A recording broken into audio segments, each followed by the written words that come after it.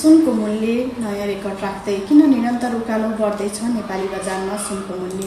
नेपाली बजारमा सुनको मूल्य निरन्तर बढ्दै नयाँ उचाइमा पुगेको छ। नेपाल सुनचाँदी व्यवसाय महासंघका अनुसार सोमबार छापावाला सुन तोलामा 1900 रुपैयाँले बढेर 2,60,700 रुपैयाँमा कारोबार भइरहेको छ, जुन हालसम्मकै उच्च मूल्य हो। यसअघि आइतबार सुनको मूल्य तोलाको 2,58,800 रुपैयाँमा सीमित थियो।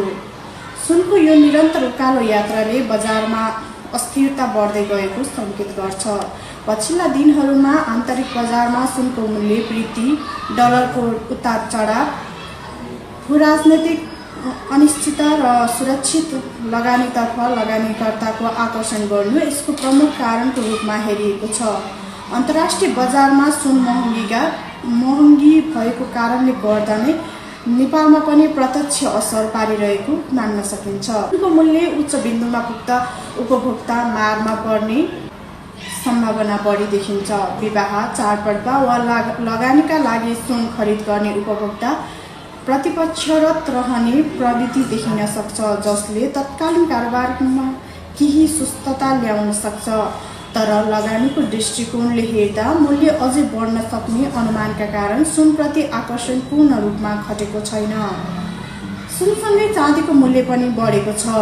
महासंघका अनुसार सोमबार चाँदी तोलामा 45 रुपैयाँले बढेर 3,870 रुपैयाँमा कारोबार भएको छ। यसअघि आइतबार चाँदी तोलाको 3,825 रुपैयाँ थियो। चाँदीको मूल्य वृद्धि, औद्योगिक माग र अन्तर्राष्ट्रिय बजारको प्रभाव नेपाली बजारमा सँगसँगै परिरहेको छ।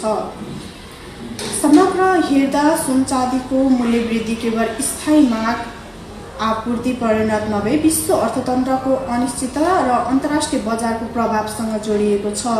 यदि अन्तर्राष्ट्रिय बजारमा मूल्य स्थिर नआएमा नेपाली बजारमा सुन चाँदी अझै महँगिने सम्भावना छ, जसले उपभोक्ता र व्यवसायी दुवैलाई सावधानीपूर्वक निर्णय लिन बाध्य बनाएको छ।